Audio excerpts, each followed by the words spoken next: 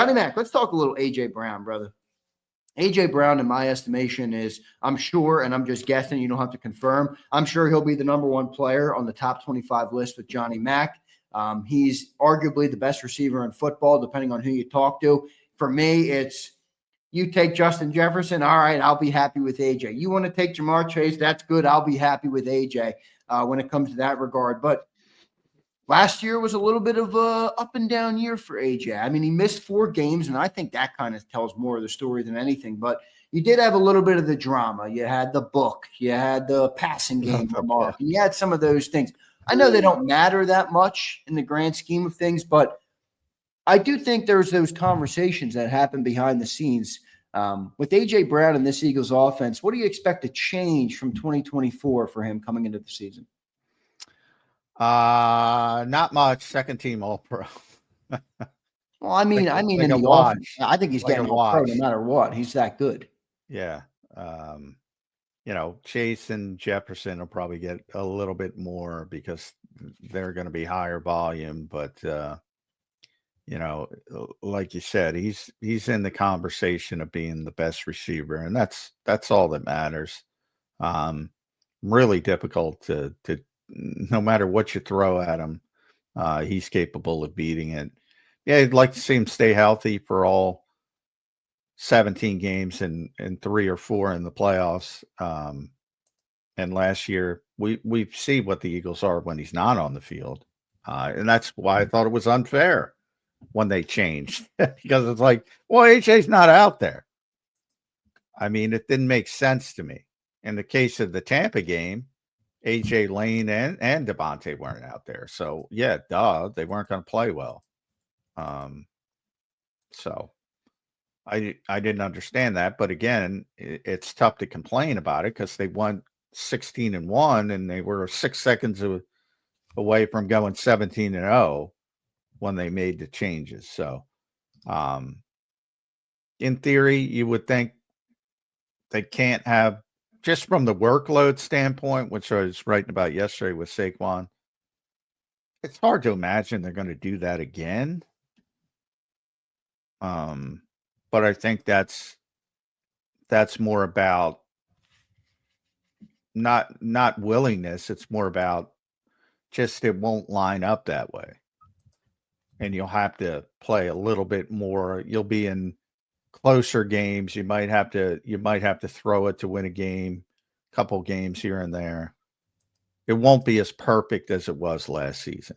And some of that is not even involving the offense. We talked about complementary football. It's right. The defense might take a step down at certain moments, and you're going to have to outscore somebody maybe. So his numbers will probably go back up to where they were, closer to where they were before Saquon got here, which was, 1450, 1500. Will it be 1450? Probably not, because Saquon is here. And that's better than Miles or DeAndre. So probably in the middle, which is where it was last year. If he played 17 games and had almost 1,100, somewhere in there. Yeah, 1079, 13 games. So if he was healthy, you probably wouldn't even have noticed. Yeah, probably would have been 1,400 yards. Yeah. So somewhere in that range. But, the key with AJ is not the numbers. It's just the effectiveness. There's nothing you can do with the guy. Can't out-physical him. That's part of the reason that I want to use him more. It's like, I don't know. In my estimation, you look at a chessboard and you have certain pieces of the chessboard that completely can overwhelm and are a mismatch for your opponent. Use them. Like, use them so much that you force to use them like you use Saquon. That's how I see AJ. It's not that I want Jalen to have more passing yards. It's not that I want the passing game to be better. I just look at AJ Brown and I'm like, that guy's a generational player. Get him the football. It shouldn't be that much more complicated than that. It's ironic because of the running back position and where it is, but the reason running backs have been devalued is not because of their impact on the game, as Vic explained last year. It's because of the longevity and all that kind of stuff, and the propensity for injury and propensity for being banged up and the career descending pretty quickly. All that stuff is the reason. Remember, every receiver is dependent on somebody else to get involved, and not the running back. You just hand it off to them. Yeah, right. It's easy. Not easy, but you know what I'm saying. It is easy. It's easy to say, I want to go into a game, game planning during the week, and I want to run the football. So that's where everybody conflates run-pass ratio with game planning. Run-pass ratio is about personality of the game, which we talked about yesterday. Well, you could want to run, you could plan to run, but you maybe not be able to. That's about the personality. But you can certainly plan to run and game plan to run. And it's easy to turn around and hand the football off to Saquon Barkley. You can do that 25 times at the flip of a finger. Wide receiver, even the best wide receivers, again, Chase, Jefferson, AJ, they're at the mercy of, obviously, most obvious, the quarterback delivering the football, but then the quarterback is dependent on the offensive line blocking so he can deliver the football. So receivers are nowhere near as just get him the football like Saquon Barkley. It's a different animal. It's a different animal. And that's any running back. That's from Saquon number 1 all the way down to the worst running back. It's easy to get them the football. Are you comfortable with the way they use AJ, or do you like? And I'm going to ask you to kind of turn off your reporter for a second and just opine on the football element of it. Are you good with it? Do you think it should be more? Do you think it's fine because it works? I mean, what's your take on the usage of AJ Brown, on the passing comments that they made on some of those things? Well, my comment is that, and it's been the same and it doesn't change. Yeah, they won, but they won with a smaller margin. Like, I'm trying to increase the margin.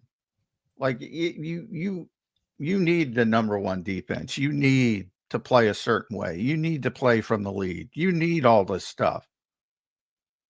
And they did it, and credit to them. They did it, and they made it work.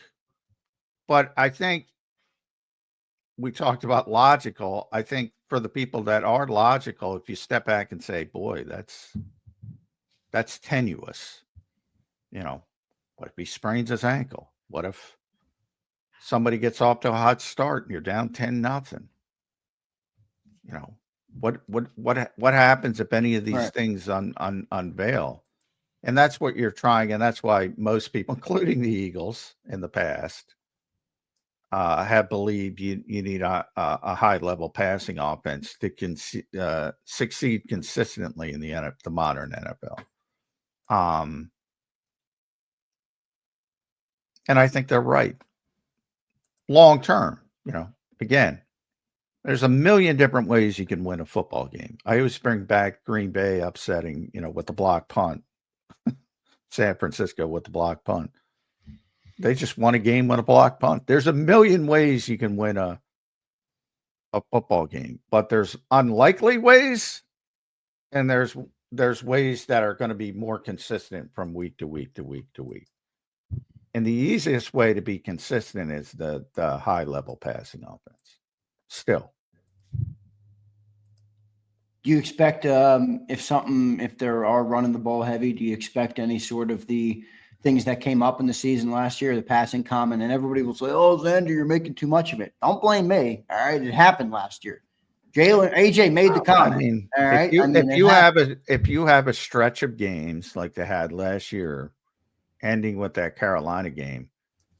And by the way, what if they would have lost that game? What if Leggett catches that football? Then it would have been really bad. If you have a stretch of games, it was like 4 games where they're under 200 yards passing and a couple of them way under 200 yards. Yeah, you'll hear some we got to be, you'll hear some angst. But why wouldn't you? You should. There's nothing wrong with what happened. And it probably helped them in the long term, because then the next week they went out and had one of their best games against Pittsburgh, passing the football. And ultimately they were able to pass the football effectively against Washington and Kansas City when it mattered most.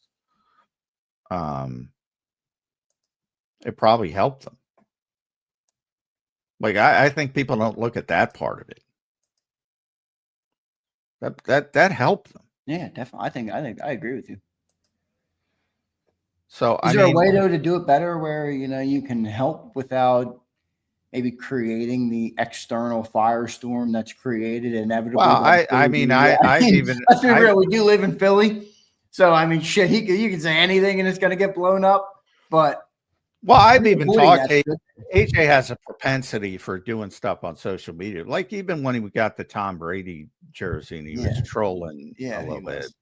I find it funny. I mean, so do I. I find it funny, but I'm like, and we've had that discussion when, I forget, it was one of the early ones when a fan was complaining about something and he clapped back, and I was like, you think you handled that the best way? And he acknowledges it, and probably not.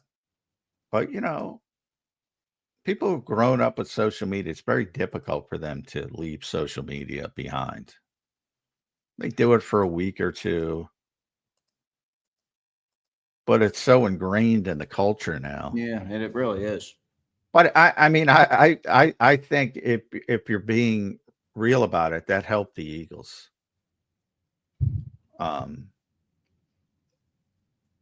That whole situation. And it wasn't only AJ. It was Lane, it was Jordan, it was Jalen himself. Devontae. Like Devontae spoke much more definitively about it. People forget that because AJ was the clip because it was just passing. And that's it. And Devontae. It does show you though, like AJ's the bigger star because Devontae said a lot more. Like nobody talked about it that week. It was all about the AJ comment. Yeah. So, but yeah, I mean, there's nothing wrong with, that's part where I do not understand fans. Like, if you have a performance like you had against Carolina last year, and you end up winning the game because A, it's a really bad football team, and B, Leggett dropped a football that would have won the game. And you're like, well, they won, so don't talk about the bad stuff. I mean, A, that's not our jobs. Like, it's not our jobs to, hey, good, they won. Our jobs don't change if they win or lose or tie or whatever. You analyze the game and you talk about what's going on here in post-game shows. And for me, it's both. And you write, you report, you analyze, and there's often different hats, but like you don't ignore, just like you don't ignore good stuff happening. You don't say, oh, they won the game, so it's all copacetic. No, the story of that game was how ineffective the passing game was. Anybody who doesn't understand that is judged by, like, we're not goading AJ Brown to do that. We're not goading Devontae Smith or Lane or Jordan or Jalen to do that. They knew. So that part I don't understand why people have such a problem with that. It's like it's right in front of your face. Yeah, but you have no concern with emotional volatility. I mean, we have seen emotional volatility get the better of sports teams before. I mean, it has happened. It's not. I think it's a pretty strong. I think this is a pretty strong locker room. Now we'll see. Slay's not there anymore, and BG's not there anymore. So maybe it changes, but you still have enough guys. Lane's there. Jordan Mailata has taken over. Still have enough strong person, and they've had success, so they know what success looks like. They know what you have to do to get to that success. I think they're better equipped than most teams, I would say, just because they've been through it. And you could argue Kansas City and certain teams might be a little bit more, but very few. So yeah, I don't worry too much about that. John, a bigger question here, a little bit more of a longer term, over macro question on AJ Brown. It feels like he's completely ingrained himself in Philadelphia, in the team. He lives in the area now. At least it seems that he lives in the area now with his family, with his kids, with his wife. Do you think he retires as an Eagle? A couple years ago, or even recently this summer, I'm like, no way he retires as an Eagle, making $32 million. There's 2 receivers on the football team. I mean, you see what happens with other receivers. It's very rare for a receiver to go all the way through. But I don't know. I got a weird feeling that maybe AJ Brown, maybe he loves the team in the back end. Maybe Howie and the front office have shown him that they love him, and maybe he is here long term. What do you think? I mean, I that depends on a bunch of different things. Yeah, just because he bought a house in South Jersey, I mean, he makes 32 million. He could sell it. He could flip buy it. 8 houses anywhere. I'm sure he's got a house in Nashville. He's got more than one house. So yeah, I don't that doesn't really matter that much, especially when you make as much as these guys. But I think he's happy here. But look at it's very rare the Jason Kelsey's and BGs of the world. It usually doesn't happen that way. It usually happens like Slay. Like Slay's obviously didn't start here, but if you can imagine if he did, and he would have been here for 12 years, or you're still guys age out, they might want to play more. Somebody might offer him 10 million to keep playing. It's very rare to have guys that play their entire careers with one team for a long period of time. And AJ is obviously more in the Slay category. He started with Tennessee and he's come here. So I can't say he's going to end his career here. That depends on cap and dissension and how long he wants to play and all this kind of stuff. But I would say people think about that way more than they should, because the Eagles only think about things in 3-year increments. Will he be here for the next 3 years?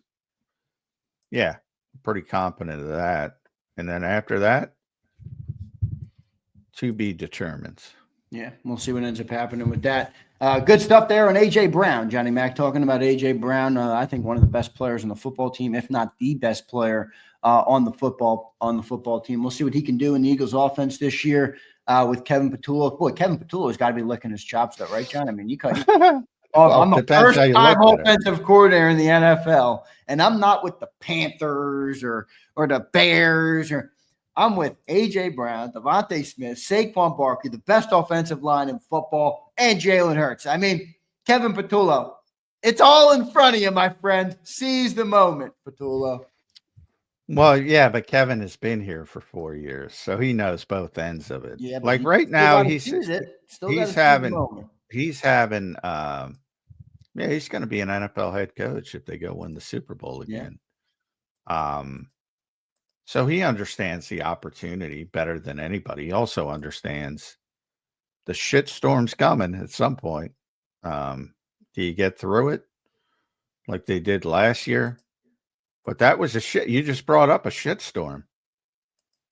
Like, they weren't that good on offense for a lot of part of the year. Everybody was like, what's going on with this offense? They just said what you just said. They got the best offensive line, the best running back.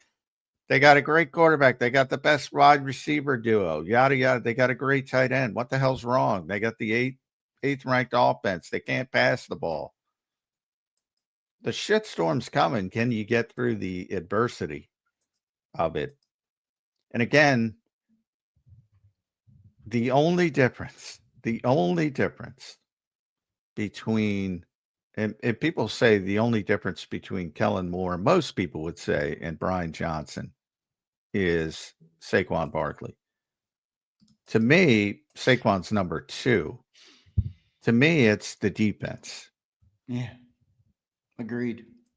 From the 31st ranked pass defense to the number 1 ranked pass defense and the number 1 ranked overall defense. Yeah, which That's affects so many more things than people think. I mean, it allows you to run the ball as much as they did last year. You don't have that defense, you can't run that much. No. Nope. You're behind. You're giving up 30 points a game like Matt Patricia. You ain't going to sit there and be, hey, let's run the ball. We're down 30-14. Let's run it. Oh, man. Yeah, I mean, yeah, Brian Johnson got screwed by that defense. But I digress. I kind of feel bad for Brian Johnson. I think he's going to be a good offensive coordinator again one day. We'll see when that comes for him. Hopefully it does come for him. That's where Kevin is, man. He could be an NFL head coach or he could be out on his ass. Yeah, between a rock and a hard place. We'll see what he can do. For Kevin Patullo, first-year offensive coordinator for the team. Great stuff there. Let's get to a super chat here. Josh says, what's up, Just? He says, is there a way we put Kendall at center and move Jergy to guard? Oof. No. More likely the opposite. Move Kendall to guard. Yeah. No. Cam's entrenched, as his 4-year, $68 million extension will tell you. No, they love Cam Jurgens. They drafted him to be a center. He's a natural center. And he played guard because, you know, it's one of those things. Just when I was talking about with Kaylee Ringo, he didn't play at all as a rookie. And then, you know, you're saying, is he going to sit another season? Because Kelsey kept coming back, and they're like, well, let's give him a shot at guard. And he was solid. So I get the thought process behind the question, but no, they think Cam is a big time center. And they like Drew Kendall as well, but if it's the opposite, like he's the one who's got to move, not Cam. Yeah, it makes sense. I mean, you didn't pay Cam Jurgens to kick him over, and I don't think so there. But I do understand where you're going with Josh, and appreciate the super chat. One more super chat here. Devin Shanahan. What's up, Devin? Hope you're doing good, brother. Good to see you in here. Hope your new job, by the way, is going well. I saw your DM. He says, just getting in here, not sure if you touched on it, but Big Z, what are your thoughts on the Trevor Zegras trade for the Fly Guys? Good trade, man. That's a great player from the Ducks. Guy get a lot of points, young player. Finally, another good a good established youngster for the Flyers. But, Devin, if you don't get a goaltender, you'll never win meaningful games. They haven't had a goalie since Robert Esch, for crying out loud, and he stunk too. All right? What happened to Carter Hart's legal situation? Is that his name? I think it's still ongoing. Yeah. I'm not sure. I haven't followed it closely. He had some upside, right? He had a lot of upside. I mean, I will say it was a little bit more hype than proof. I mean, he was very high upside coming in, but he never quite lived up to it when he was playing. But a lot of time, I mean, he had a lot of time. But goalie is like one of those things. Like sometimes you'll see a goalie come into the league and you're just like, yeah, that dude's a fucking stud. Like that's what happened with the Rangers. They have that Igor Shesterkin. He was like third on their depth chart, and he got there and he was so good. I mean, they gave him a 10-year, $90 million contract. Well, Carter Hart played for the Flyers for a while, even though he's still young. I mean, he never really he was never that dominant when he did play. Who's the guy that went on to win like Stanley Cups? Like Bob Russian, he just won another one this year, 2 in a row. Yeah. Multiple trophies. He's one of the best goalies in the league. He wasn't good enough for the Flyers. Yeah, no. They signed Ilya Brizgalov instead, and they're still paying Brizgalov, and he didn't work out very good. Yeah, I've been saying it for years. And people say, hey, Xander, how are you a Philly fan, but you hate the Flyers? And I'm like, I grew up as a goalie, and I loved great goaltending, and the Flyers were the antithesis of great goaltending. So I hated the Flyers, and I liked Marty Brodeur, and then I just grew a hatred for the ugly orange jersey that is the Philadelphia Flyers. So sorry, Philly fans. I'm not a Flyers guy. Oh, I thought you were a Flyers fan. No, I'm not a Flyers guy. I'm with you. I believe that jersey's too garish for me. It's man. terrible. I mean, people are like, it's so cool. I'm like, it's trash. It's Yeah, trash. yeah. I'm not a big. That might be the first opinion I've heard from you on a jersey before. Normally you fall in the camp of. Ultimately, I don't care. I just don't like big, bright colors that are, giving me a, seizure. Yeah, no doubt. Devin, thank you for the super chat, brother. I appreciate it. Look at that. Sean says, F that Z. Sean, the Flyers stink. All right. They do stink. I mean, you got to be honest. The winter sports in this town have turned into just a death spiral. Yeah, it's bad. And they both used to be so good for so long. What's the update on the basketball? Well, I don't follow it enough. When is the draft? Is it coming up? Wednesday. They go right. They do it the right way. The NBA, man, just get to it. Get it over with. Yeah. See, the NFL would say you could say that, but their ratings are down compared. Well, also the NBA draft's not as popular as it once was. No, it was really popular, when guys would stay in college for 4 years. Yeah. Now they stay in college for a year and leave, so nobody knows the college players.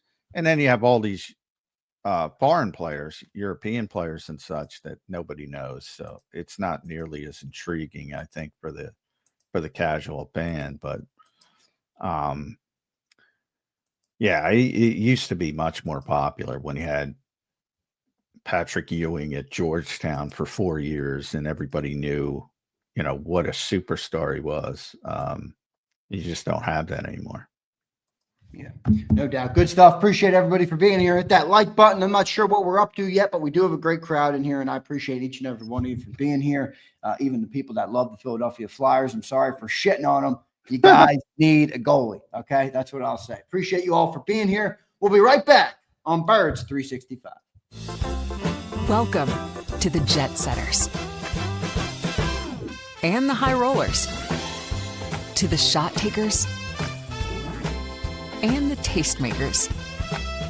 Welcome to the Viewfinders, the Thrill Seekers, and the Night Owls. Welcome to everything you could possibly want on one 5-mile island. Welcome to the Wildwoods. Book your stay today.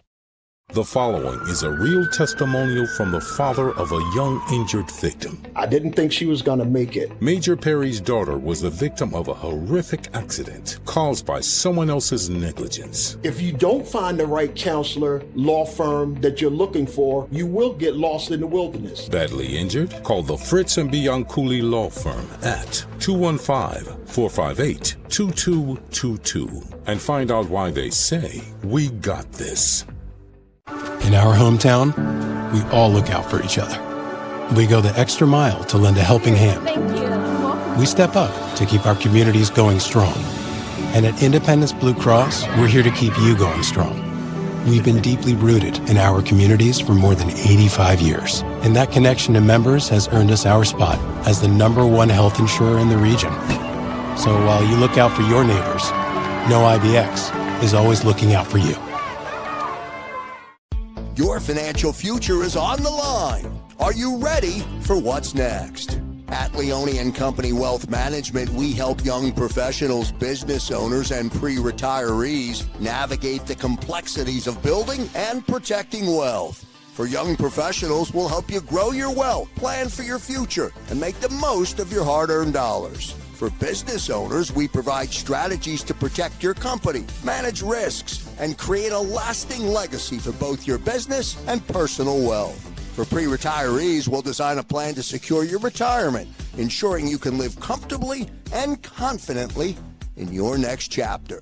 Whether you're just starting out, managing a thriving business, or preparing for retirement, we're here to help you take control of your financial future. The first consultation is on us. Get the advice you need without the cost. Let's make your financial vision a reality. Take the next step. Scan the QR code to schedule your free consultation today. And of course, go Birds.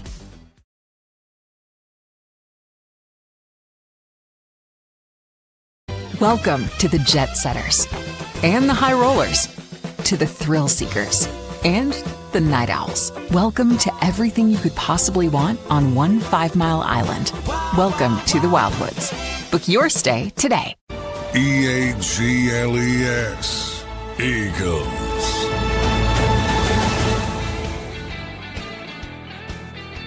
Welcome back in, everybody, to a Tuesday edition of Birds 365 here on JAKIB Sports. I'm your host, Zander Krause. That's my co-host, John McMullen. Give us follows on X at Zander Krause and at JF McMullen. John, as we inch closer to the season, some teams have made some changes. Obviously, we've talked about them extensively here on Birds 365. But always, every year, John, there's a certain amount of teams that are true Super Bowl contenders. All right. Last year, maybe there's 5 or 6 on a given year. Right now, John, let's run through them. Who do you think they are right now, and how much do you think they've changed from last year? We talk about the change in the NFL from year to year. Well, there's significant change for everybody. Every year, but is there significant change in the Super Bowl contenders this year? What do you think? No,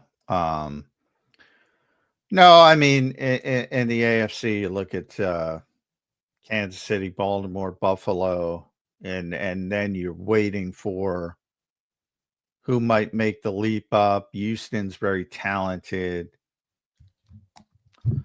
A lot of people are high on Denver. I'm not quite as high on Denver. Then you have the real leaps, Cincinnati, because they have Burrow. If they figure out, which is unlikely, but such a crappy organization. But you always have to put them in the conversation. I'm more of a Chargers guy than a Broncos guy, so I guess I'd throw them in there.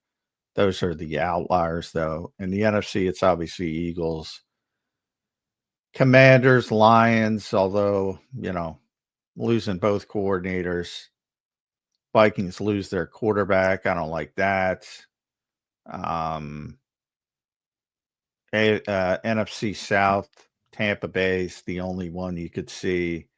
And then to me, I think the West is more problematic. Rams and 49ers. 49ers are the sneakiest team to me because they have the last place schedule and still have a lot of talent. And some of it was injured last year that'll be back. So I think from that standpoint, they may be able to get a good record and be in a good position to when they hit the playoffs. But yeah, for the most part, it's the same cast of characters, but that's the way it always is. And then somebody gets good and you're like, wow, I didn't see that coming. Yeah, right. Like last year was the Commanders who got good. Like yeah. That. Yeah. This year, I would say, and they're already good, but Houston in the AFC, if I had to pick one team, and then in the NFC, probably, as I said, San Francisco, which is more of a bounce back than a full, reboot. Yeah. I'm surprised that you don't think there's a little bit of a regression coming for the Commanders. Well, there might be, but they're a good team. It's a matter of, they won 12 games last year and they made the NFC Championship. They probably, that probably skewed people because they didn't deserve to be in the NFC Championship. No, but I'm more talking about like if they went from like 4 to like 9 last year, I'm like, all right, I could see them taking the jump to 12. They went from like, I think it was 3 maybe to 12. And I'm like, all right, are they going to fall back in that 9, 10 range? Oh, it's hard to win 12 games. So yeah, it's one of those things. They might win 11 games, but be a better team. And they still might not make the NFC Championship game. The Rams were clearly a better team. But they play the Eagles in the divisional round. Sometimes it's just, how things match up. And obviously, Detroit lost to them, but we all know why they lost to them. They were crippled by injuries. So there was a little bit of luck there. So yeah, they shouldn't have made the NFC Championship game last year, but they did. So anything less will be considered a step back, and it might not necessarily be a step back. So I mean, if you ask me from that standpoint, just from the end game, are they going to make the NFC Championship game again? I would say probably not. So most people will say, well, then they took a step back. I kind of think of it differently. You know, the stars don't align. They're not playing there last year, but they had a bunch of injuries, and the Rams played the Eagles earlier because of the setup of the playoffs. And the Rams were clearly better than the Commanders.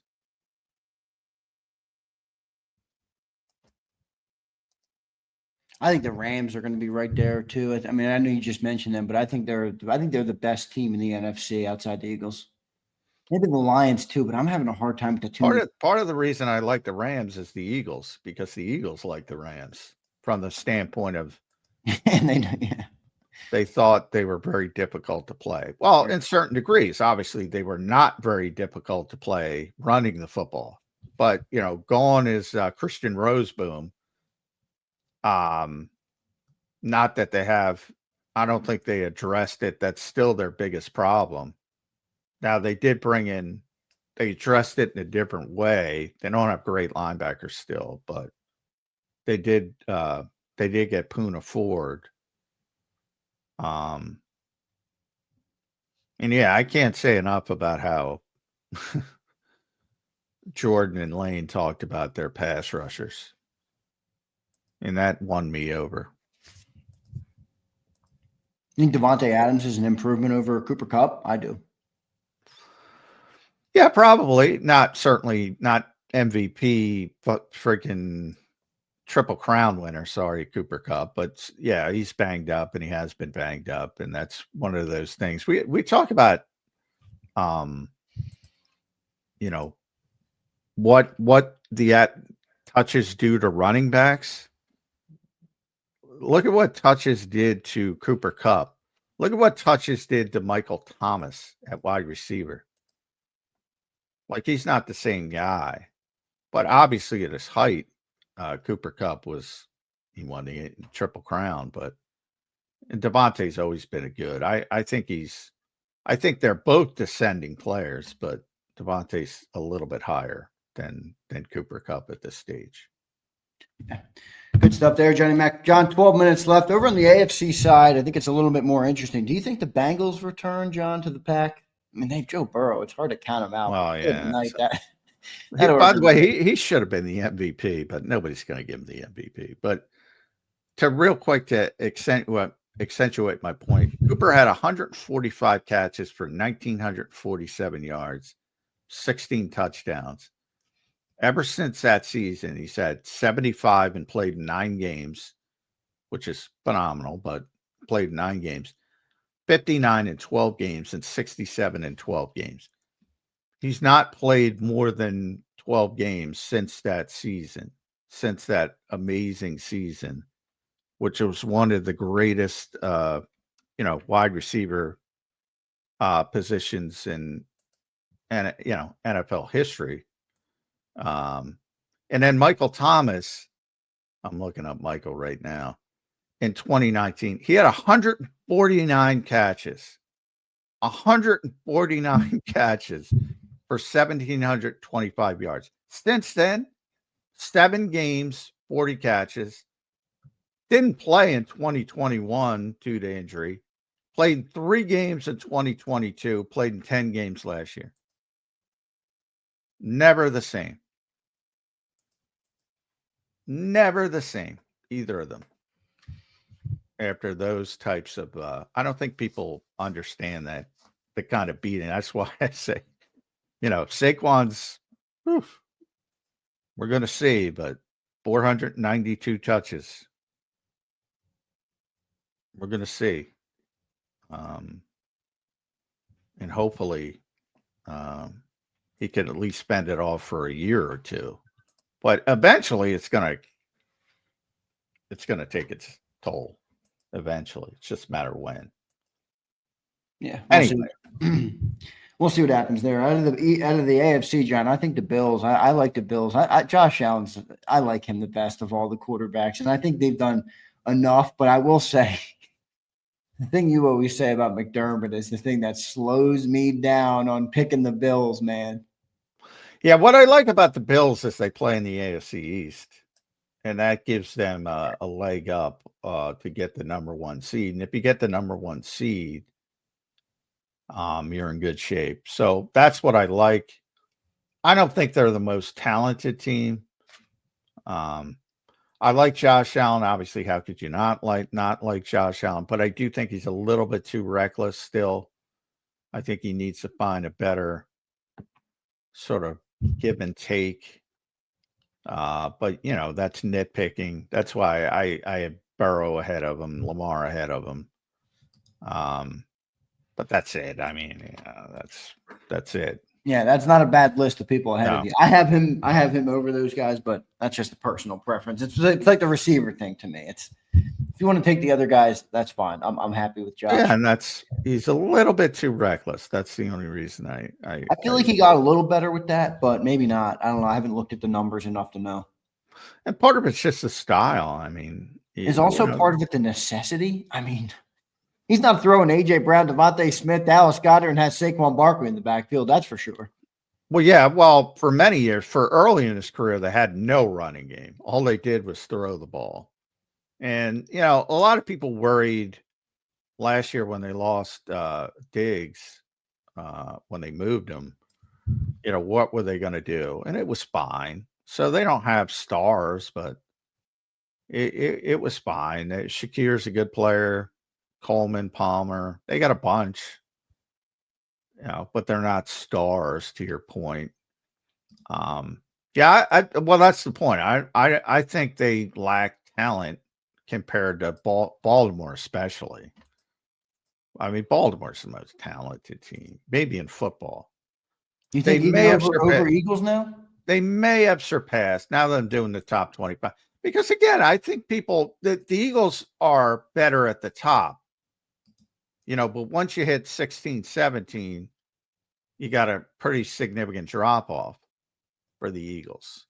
But their top 10 is phenomenal.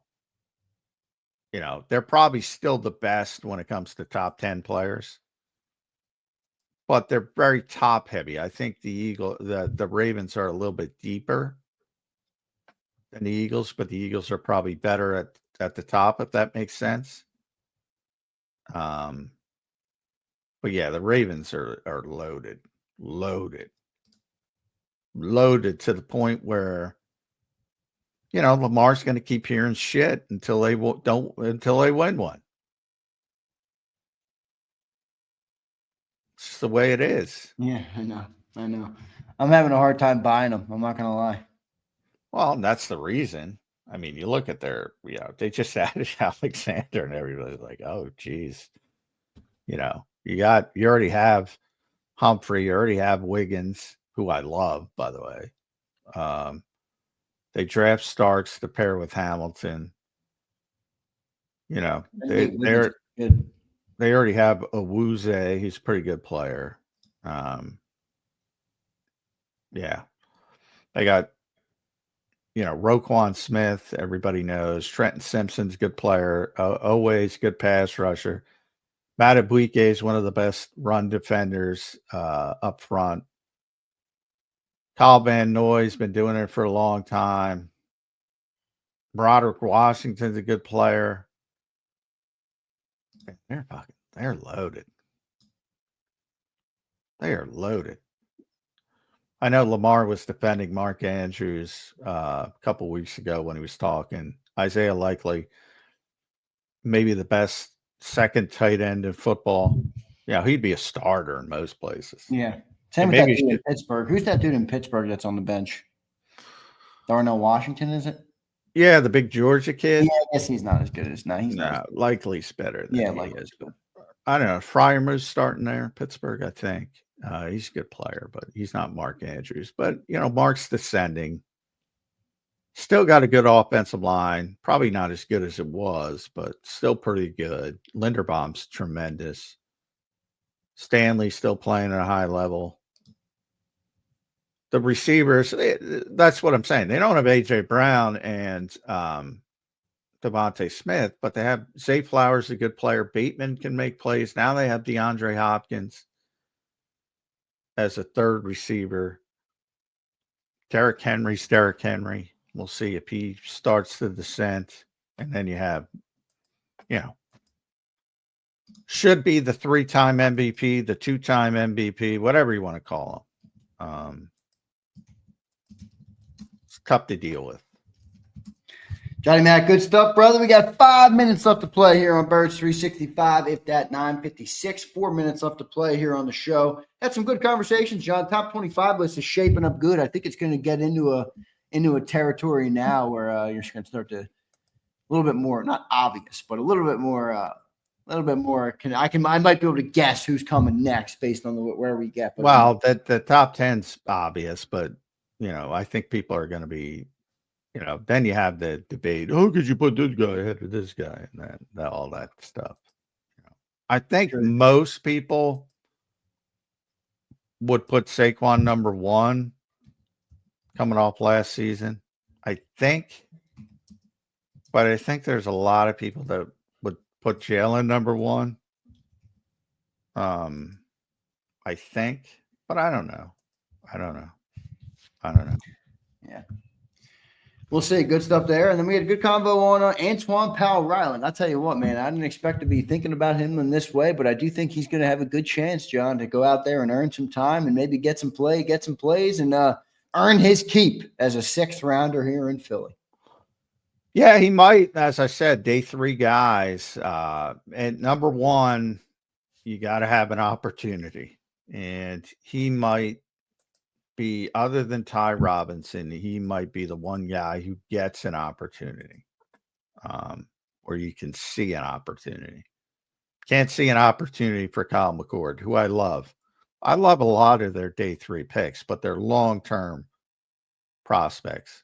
Miles Hinton, I know they love. Drew Kendall, I think he's going to be a starting center in this league, as I said. Not here, but somewhere else. A lot of people like Cam Williams. Small Munden. Now, Georgia. All these guys. Georgia everywhere, man. But those guys aren't going to have much of a chance to play. And if you don't have a chance to play, it's very difficult. So. Yeah. Johnny Mac, good stuff, man. A couple minutes left the show on the show here today. Good conversation all throughout. We'll get Mike Gill and BLG hopefully up tomorrow on a Wednesday edition. I'm going to try for Johnny Stolness again on Thursday, Johnny Mac. So we'll try and get some guests in here. It is middle of the summer. All right. So that's an old Meek Mill song for those who know it.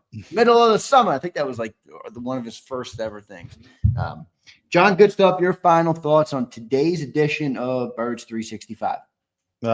You get it all here, and you got today was Antoine Powell-Ryland Day. You get it all. Yes, we do. Yesterday was a great show too with Jeff Kerr. I mean, he was sounding off about everything, Jeff Kerr. Yeah, we got F1 talk, NASCAR talk. You don't know much about F1, do you, J-Mac? No. Couldn't tell you one driver's name. Max Verstappen. That's all you got to know. Max Verstappen. Well, what I said that's who I like. To me, it's Lewis Hamilton, and that's why I asked you guys, because you have a better knowledge. Jeff you have better knowledge. I asked you. I said, what difference does a driver make if you have a poor car? That to me is not interesting to me. If it's about the machine, it's like, all right, you built the best car. Yeah, but there is more to it than that for sure. But I understand what you're saying. It does rely on that. But that's racing that's all racing. Yeah, I know. That's why. I mean, that's racing a bike on the street. If you don't have if your bike, that's why you're fucked. That's why I never clicked with it. I'm like, I prefer it where the athletes. Yeah, right. You're not as much an engineer guy. You're more into the athletes. I get that. Johnny Mac, great show today, brother. We'll talk to you tomorrow on a Wednesday edition of Birds 365. One more super chat real quick. Fly Eagles says, thanks for the show, guys. Appreciate you both. Appreciate you, Fly Eagles. Johnny Mac, we appreciate you, as Fly Eagles does. Thank you, J-Mac. We'll catch you tomorrow, brother. All right. Thanks, everybody. All right. Thanks, John. There's Johnny Mac, John McMullen here on Birds 365. Great show today here on the show. Good conversation, good topics with the impact. And we talked to Antoine Powell-Ryland, and the top 25 list is shaping up good, too. So good discussion.